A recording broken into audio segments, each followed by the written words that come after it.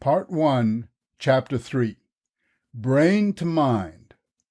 Can the material create the immaterial? Everyone agrees there is a brain and a mind. The disagreement arises in whether and how humans crossed the gap. Let's recap. We're discussing the mind-body problem. To find a solution, we can depart from the non-existence or the existence of a higher power. Here, we've started our trip with the former concept. So far, I've evoked two scenarios science faces and still must resolve. First, a fine-tuned universe. How and why? Second, the transition from geochemical rocks to biochemical cells. How and why? This chapter marks another milestone in human development, from brain to mind. How and why? The last two chapters included many quotes. The reason is that I'm no expert in astrophysics or chemistry, and I want you to hear it from the horse's mouth. It's eyewitness evidence from practicing experts in these disciplines. It is likewise in this expose of brain to mind. Let's start with a short video reminding us of the complexity of the brain. Pick up on some of the overriding statements. At 4 minutes in the video, on their own, neurons aren't very bright. But put 100 billion of them together in a small space and let them all start talking to each other. Each communicates with up to 50,000 other neurons. And you get brainstorming. It's this complexity that allows us to think imaginatively. The trillions of neuronal networks, like an improvisational orchestra, create new ideas and connect different thoughts in a whimsical and sometimes inspired fashion. It's this impromptu ability to produce new things in our brain that allows us to progress. The brain is truly unique, so much so that I hope you meditate on and analyze the idea that all this happened by natural selection over a relatively short period from an evolutionary point of view. The New Scientist writes, "We can only speculate about why their brains began to grow bigger around 2.5 million years ago, but it is possible that serendipity played a part. In other primates, the bite muscle exerts a strong force across the whole of the skull, constraining its growth. In our forebears, this muscle was weakened by a single mutation, perhaps opening the way for the skull to expand. This mutation occurred around the same time as the first hominids with weaker jaws and bigger skulls and brains appeared." From Nature, Volume 428, page 415. Remember always to note concepts like speculate or words like perhaps. The shots in the dark have no solid basis. It's ironic science. Here's another quote from the book, Brain to Mind, by James Zull. Please take a few moments to reflect. Quote, "My hope is to identify and explain how a brain becomes a mind through experience, and to create an educational agenda that will encourage and support that goal. Technology must serve development of the mind, not the reverse. The focus on processes that are central to mental growth at any stage in life. We can claim success if learners proceed to take actions and ask questions when given a task. This is in contrast to getting it right." There are two aspects here. Let me take the second paragraph first. The first point. Should we children or adults focus on getting it right or questioning the fundamentals? Should we emphasize marks and grades or critical thinking? I believe we'd agree it's the latter. And the second point. Explain how a brain becomes a mind through experience. Think about wording this phrase differently. How about experience serves the development of the mind? Does the brain become a mind because of experiences an individual had or has?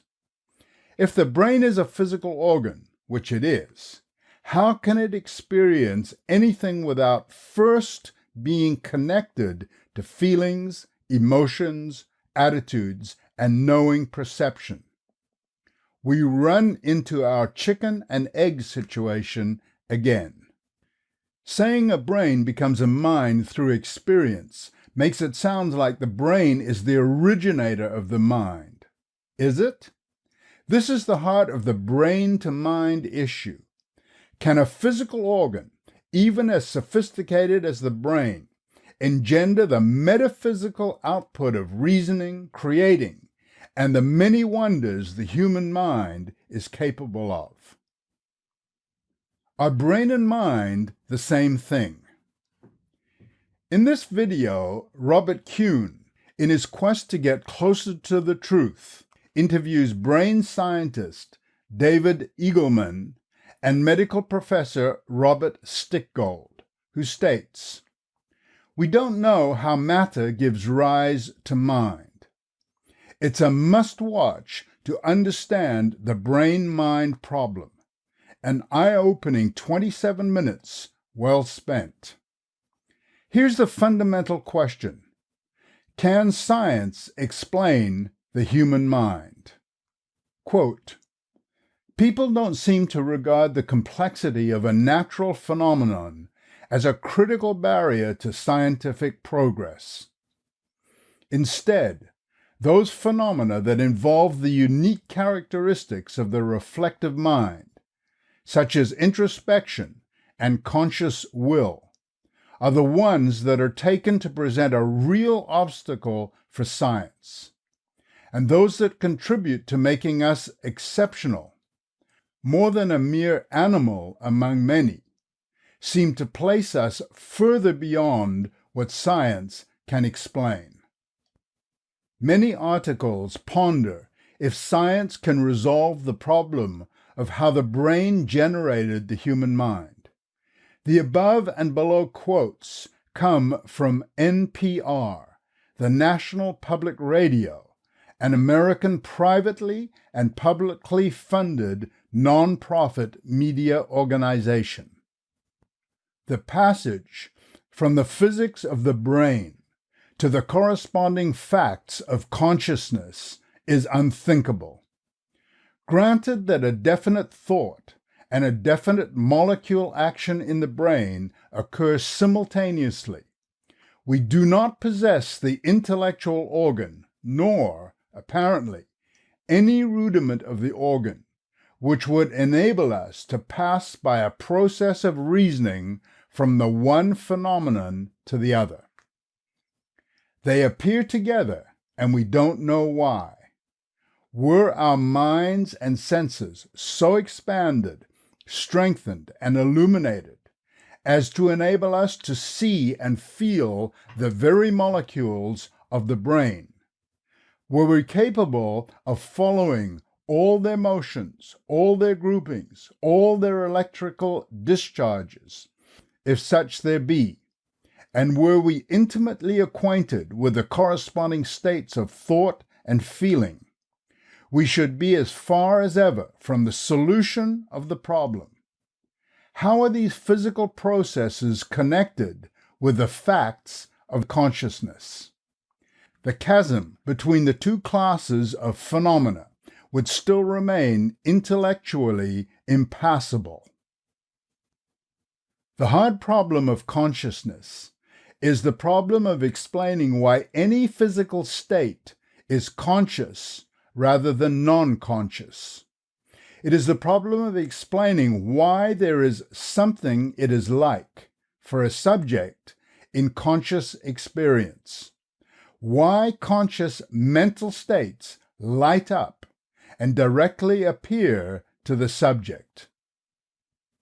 But even after we have explained the functional, dynamical, and structural properties of the conscious mind, we can still meaningfully ask, why is it conscious? This suggests that an explanation of consciousness will have to go beyond the usual methods of science. Consciousness, therefore, presents a hard problem for science, or perhaps it marks the limits of what science can explain. I could continue forever giving you such quotes. I hope your critical thinking is running smoothly.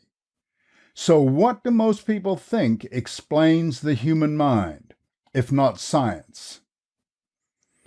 Explaining how the mind works, a new theory, another one.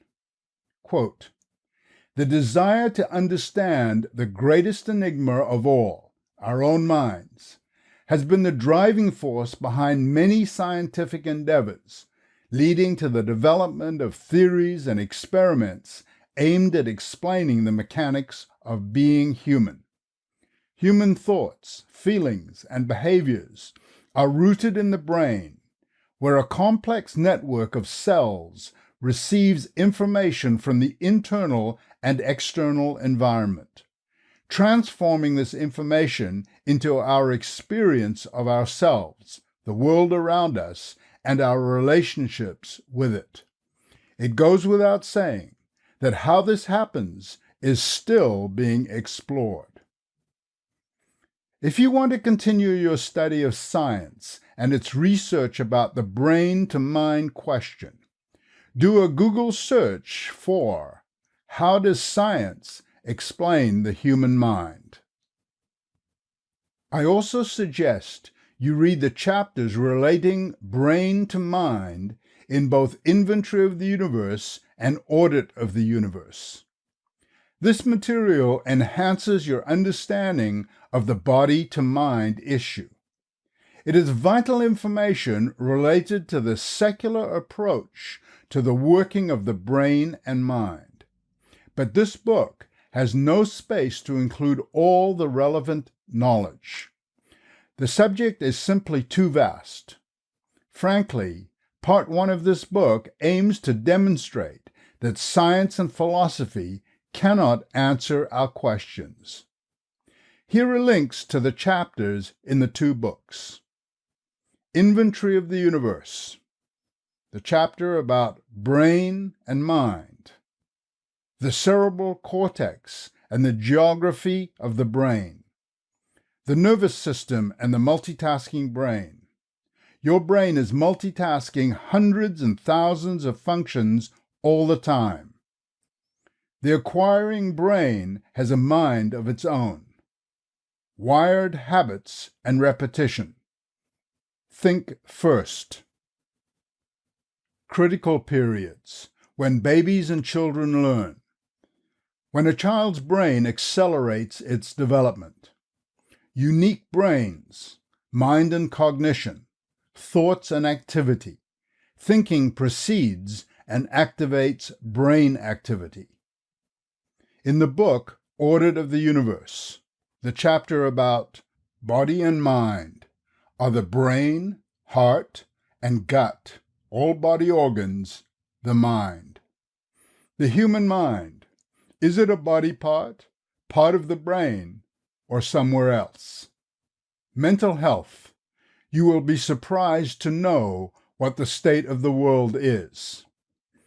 In the mind, each of us is affected by the violence and sex we encounter. The mind-body dilemma, 400 years old and still unsolved. Why?